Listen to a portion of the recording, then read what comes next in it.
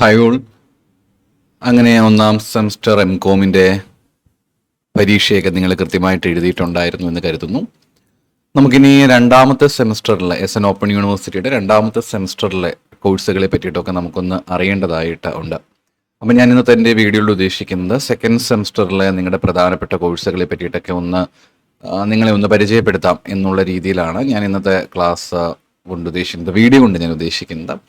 നമുക്ക് ഫസ്റ്റ് സെമസ്റ്ററിൽ എത്ര സബ്ജക്റ്റ് ഉണ്ടായിരുന്നു നിങ്ങൾക്കറിയാം. ഫസ്റ്റ് സെമസ്റ്ററിൽ നമുക്ക് ഏതാണ്ട് 5 പേപ്പേഴ്സാണ്, ഏതാണ്ടല്ല 5 പേപ്പേഴ്സ് ഉണ്ടായിരുന്നു. അതിൽ കോർ പേപ്പേഴ്സ് ആയിരുന്നു നമ്മുടെ റിസർച്ച് മെത്തഡോളജി കോർ പേപ്പർ ആയിരുന്നു, ബിസിനസ് എത്തിക്സ് ഉണ്ടായിരുന്നു, ലീഗൽ ആസ്പെക്റ്റ്, പിന്നെ ബിസിനസ് അനലിറ്റിക്സ്. അങ്ങനെ നമുക്ക് എല്ലാം കൂടെ ചേർത്ത് 4 കോർ പേപ്പേഴ്സ് ആയിരുന്നു ഉണ്ടായിരുന്നത്. പിന്നെ ഒരു എബിലിറ്റി എൻഹാൻസ്മെന്റ് EEC കോഴ്സ് എന്ന് പറയും. നമുക്ക് അതുപോലെ തന്നെയാണ് കേട്ടോ സെക്കൻഡ് സെമസ്റ്ററിലേക്ക് വരുമ്പോഴത്തേക്കും ഉള്ളത്. നമുക്കിവിടെയും 4 കോർ പേപ്പേഴ്സ് പഠിക്കണം, പിന്നെ ഒരു എബിലിറ്റി എൻഹാൻസ്മെന്റ് കോഴ്സ് എന്ന് പറയും. നമ്മൾ കഴിഞ്ഞ പ്രാവശ്യം പഠിച്ചതുപോലെ തന്നെ നമ്മുടെ എബിലിറ്റി എൻഹാൻസ് ചെയ്യാനായിട്ടുള്ള കോഴ്സാണ്. ഈ ഒരു കോഴ്സിന്റെ പ്രത്യേകത നമ്മുടെ ഏതാണ്ടൊക്കെ നമ്മുടെ PG പേപ്പേഴ്സുകൾക്കെല്ലാം വളരെ കോമൺ ആയിട്ട് വരുന്ന മിക്ക PG പേപ്പേഴ്സുകൾക്കും ഈ പേപ്പർ കോമൺ ആയിരിക്കും കേട്ടോ, ഫൗണ്ടേഷൻ സ്കില്ല്. പിന്നെ ഞാൻ മനസ്സിലാക്കിയിടത്തോളം ഇതൊരു ഓപ്പൺ ബുക്ക് എക്സാം ആയിട്ട് നടത്താനാണ് മിക്കവാറും സാധ്യതയുള്ളത്. കഴിഞ്ഞ വർഷങ്ങളിലൊക്കെ ഓപ്പൺ ബുക്ക് എക്സാം ആയിരുന്നു. ഇതിനെപ്പറ്റി നമുക്ക് പിന്നീട് സംസാരിക്കാം. എന്തായാലും നമുക്ക് സബ്ജക്റ്റുകളെ പറ്റി ഒന്ന് നോക്കാം. ഏതൊക്കെയാണ് ഇപ്രാവശ്യമുള്ളത്, എന്തൊക്കെ കാര്യങ്ങൾ നമുക്ക് പഠിക്കാനുണ്ട്, അതിനെപ്പറ്റിയൊക്കെ ഒരു ജസ്റ്റ് ഒരു ഇൻട്രൊഡക്ഷൻ നമുക്ക് നോക്കാം. നിങ്ങൾക്ക് ആദ്യം പഠിക്കേണ്ട പേപ്പറാണ് ബിസിനസ് ആൻഡ് സൈബർ ലോ. കൂടുതലും നിയമങ്ങളെ പറ്റിയിട്ടാണ് പഠിക്കേണ്ടത്. നമ്മുടെ പണ്ടത്തെ കേരള യൂണിവേഴ്സിറ്റിയിലൊക്കെ ഇതേ കോഴ്സ് തന്നെ നമുക്ക് പഠിക്കാനുണ്ടായിരുന്നു. ബിസിനസ്സും സൈബർ ലോസ് എന്ന് പറഞ്ഞൊരു പേപ്പർ ഉണ്ടായിരുന്നു. നമുക്ക് ഇപ്രാവശ്യം ഉണ്ട്.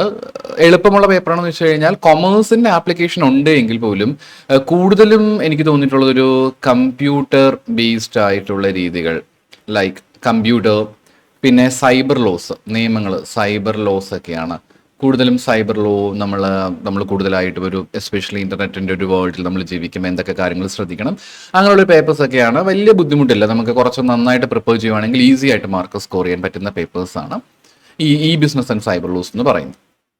രണ്ടാമത് ഗ്ലോബൽ ബിസിനസ്സിനെ പറ്റിയിട്ടൊക്കെയാണ് നമുക്ക് പഠിക്കാനുള്ളത്. ഗ്ലോബൽ ബിസിനസ് ഓപ്പറേഷൻസും അതേപോലെ ഇൻസ്റ്റിറ്റ്യൂഷൻസ്, ഇതൊക്കെയാണ്. ഇതിൽ കൂടുതലായിട്ട് നമുക്ക് ഇന്റർനാഷണൽ ബിസിനസ് എന്ന് പറയുന്നൊരു സംഭവമുണ്ട്. അതായത് കൂടുതലും നമ്മുടെ ഇന്റർനാഷണൽ ലെവലിലേക്ക് വരുന്ന കുറച്ച് കാര്യങ്ങളെ പറ്റിയിട്ടും ഫോറിൻ ഡയറക്റ്റ് ഇൻവെസ്റ്റ്മെന്റ് ഒക്കെ പോലെയുള്ള ഇന്റർനാഷണൽ ബിസിനസ് എന്ന് പറയുന്നതാണ് നമുക്ക് പഠിക്കാനുള്ളത്. ഇത് ചിലപ്പം ചില ആൾക്കാരെങ്കിലും ഡിഗ്രിക്ക് പഠിച്ചിട്ടുണ്ടായിരിക്കും, കൂടുതൽ പേരും പഠിക്കാൻ സാധ്യതയില്ല.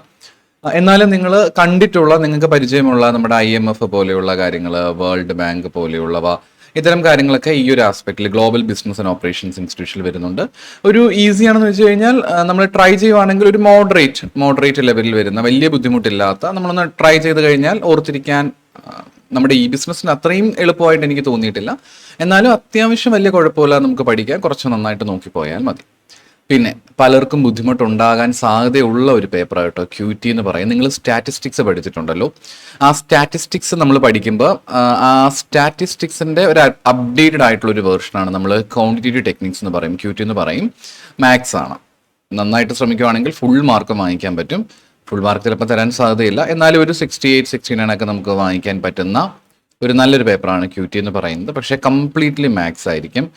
നമ്മുടെ എക്സാമിൻ്റെ തലേന്നൊക്കെ എടുത്ത് നോക്കുന്നതെങ്കിൽ നമുക്ക് ഈ പേപ്പർ പഠിച്ചെടുക്കാൻ പാടാണ്. ഒരിക്കലും നമുക്കത് അത്ര ഈസി ആയിട്ട് കിട്ടത്തില്ല.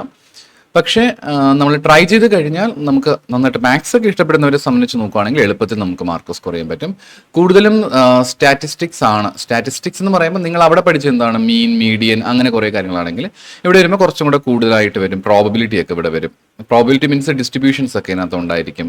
അങ്ങനെ കുറച്ച് ആസ്പെക്റ്റുകളാണ് നമുക്ക് QTയിൽ കാണാനായിട്ട് ഉള്ളത്. പിന്നീട് നാലാമത്തെ കോർ പേപ്പർ പിന്നെ കുഴപ്പമില്ല കേട്ടോ. നമ്മുടെ ബിസിനസ് പോളിസിയെ പറ്റിയിട്ടും സ്ട്രാറ്റജിക് ആയിട്ടുള്ള മാനേജ്മെന്റിനെ പറ്റിയിട്ടും ഒക്കെ ഇവിടെ പഠിക്കാനുള്ളത്.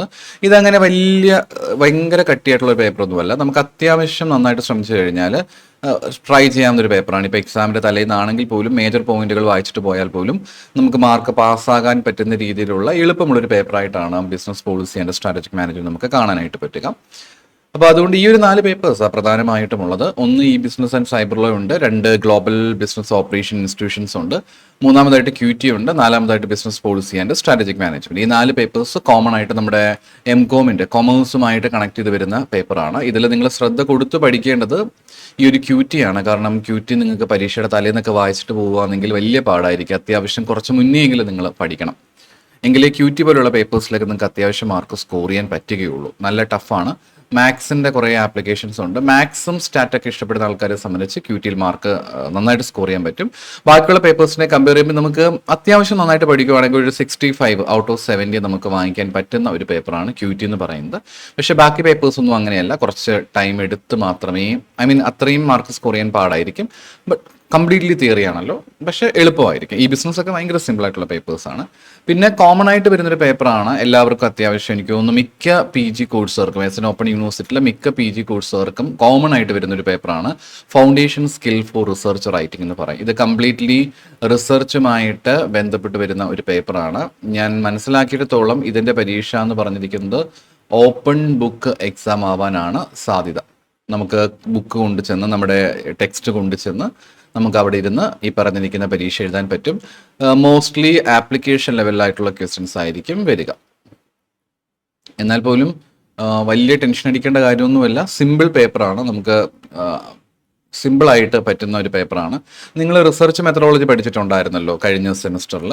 നമ്മുടെ ഒന്നാമത്തെ പേപ്പറായിട്ടുണ്ടായിരുന്ന റിസർച്ച് മെത്തഡോളജി, ഈ ഒരു റിസർച്ച് മെത്തഡോളജി പേപ്പറുമായിട്ട് കണക്ട് ചെയ്ത് വരുന്നതാണ്. പക്ഷേ റിസർച്ച് മെത്തഡോളജി നമ്മൾ അവിടെ പഠിച്ചപ്പം കൂടുതലായിട്ടും ഒരു തിയറിറ്റിക്കലായിട്ട്, തിയറി ബേസ്ഡ് ആയിട്ടാണ് പഠിച്ചതെങ്കിൽ ഇവിടെ വരുമ്പോഴത്തേക്ക് കുറച്ചും കൂടെ ഒരു ആപ്ലിക്കേഷൻ ബേസ്ഡ് ആയിട്ട് വരും എന്ന് മാത്രമേ ഉള്ളൂ.